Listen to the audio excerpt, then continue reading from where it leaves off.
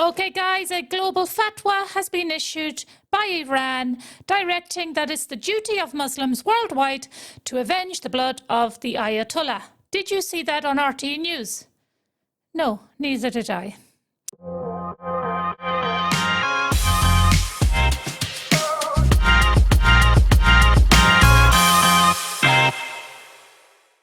Hi guys, welcome back to the Politics Podcast. Yes, a fatwa was issued nearly a week ago now by Iran, senior Muslim clerics in Iran, directing that it is the duty of Muslims worldwide to avenge the blood of the Ayatollah. Now,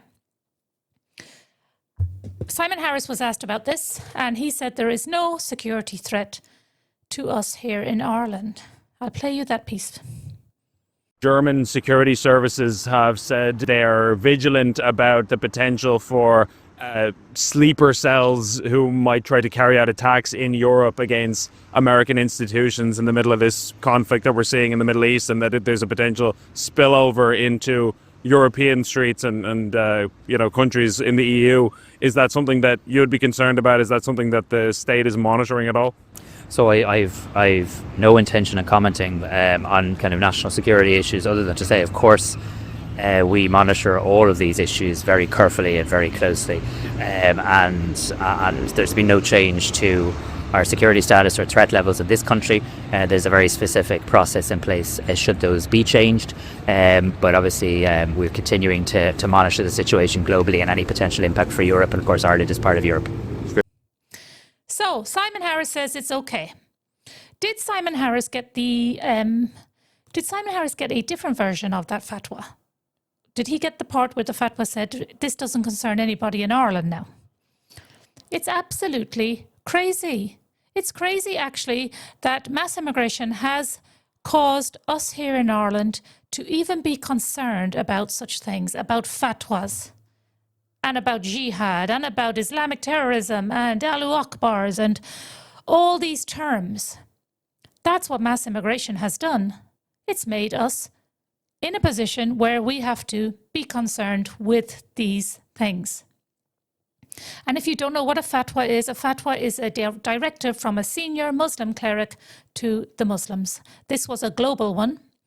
This wasn't one directed just at people in America or over in the Middle East. This was global. So you can bet that it includes Ireland. And Ireland has not escaped, by the way, Islamic terrorism. The latest one, the most recent one, was the priest in... Actually, that wasn't the most recent one, but that is one of the major ones, was the priest in the Galway army barracks, the chaplain to the army, who was leaving the barracks through the gates, and his window was open of his car, and he was stabbed multiple times by a teen. A radicalized teen. Islamic terrorism. Guards recently on, I think it was Parnell Street, I can't remember what street in Dublin, 2 guards were attacked by a man shouting Allahu Akbar.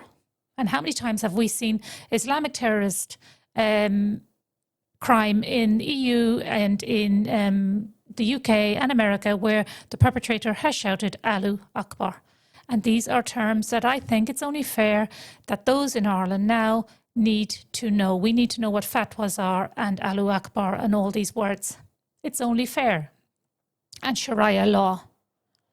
We know that the Muslim Brotherhood has strong ties to Ireland. I think strong ties to the Clonskeagh Mosque in Dublin, the biggest mosque in Ireland. And I think there's 90 mosques in Ireland now, and there's a big one coming here in my hometown, I'm told, in Sligo. And we have the big Globe House being built, as I discussed in my last video. And of course comes with that people from the Middle East and they need mosques. And that's what mass immigration has done to our towns and villages. But as I say, the Muslim Brotherhood have strong ties to Ireland, and the Muslim Brotherhood have been designated as a terrorist organization in America and in Austria, in fact, which is funny enough. We talk about EU solidarity all the time. And Austria has designated the Muslim Brotherhood as a terrorist organization. But we here have not. And I wonder what the holdup is. And maybe that's what someone should ask Simon Harris. what he's going to do about. When are they going to designate the Muslim Brotherhood as a terrorist organisation? And we talk about ISIS, and you might think ISIS has nothing to do with Ireland at all. And ISIS also last week said not only should a suicide bomber go out into the world and do his damage, but they are asking for a battalion of suicide bombers. How many would that be? 10, 12, 20? And what damage could that do? Or could they do? We know what damage one suicide bomber can do by the Manchester Arena bombing some years ago at a concert where beautiful young people and children were enjoying a night out, an evening out, and 22 young people lost their lives in Manchester at a concert. That was what one suicide bomber can do. Where is ISIS going with their directive to have a battalion of suicide bombers? And where do they want them to go? These are all questions that concern us in the West today. You might put your head in the sand and think they don't concern you, but they do. And you might think that ISIS does not concern us here in Ireland. Well, you will be shocked to find out that yes, they do concern us. ISIS held training camps in the Wicklow Mountains where they plotted and planned, and walked and talked in peace and quiet, they said. Yes, the Wicklow Mountains, ISIS. And they had dreams of Sharia law. That's from their own mouths now. They had dreams of Sharia law walking through the Wicklow Mountains. That's what mass immigration has done to Ireland. And one part of Sharia law is that a man can have 4 wives. Yes, he's not content with 1 wife. He may have 4 wives.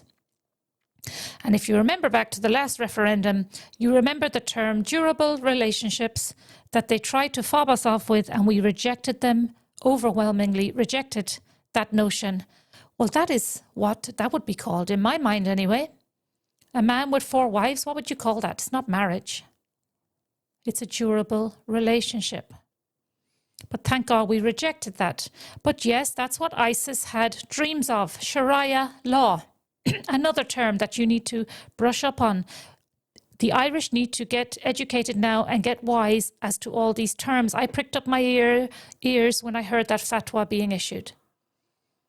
Another war in the Middle East brings trouble to our doorsteps here.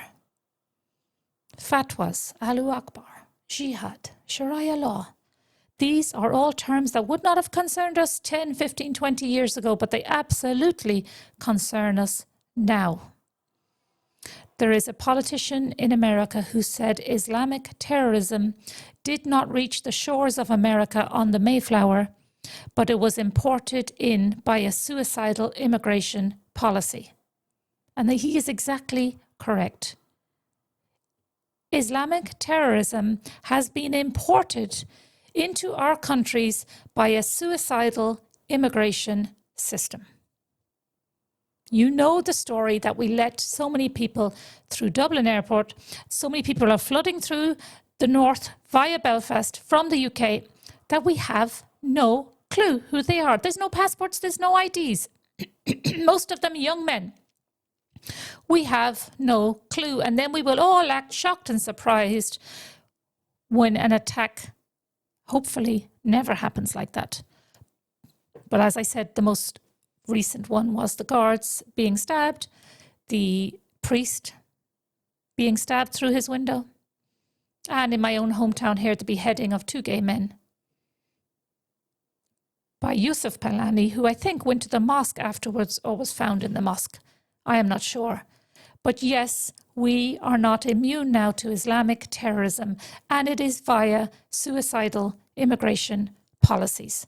And it's about time we all got educated and learned the terms of these Islamic terrorists, the jihad. Excuse me, guys. But that's where we are. Yes, the fatwa was issued. We did not see it on the RTE news. It was not headline news. Simon Harris says it doesn't concern us. It absolutely concerns us. It was a global directive. We are now a little tiny island, a colony of the globalists.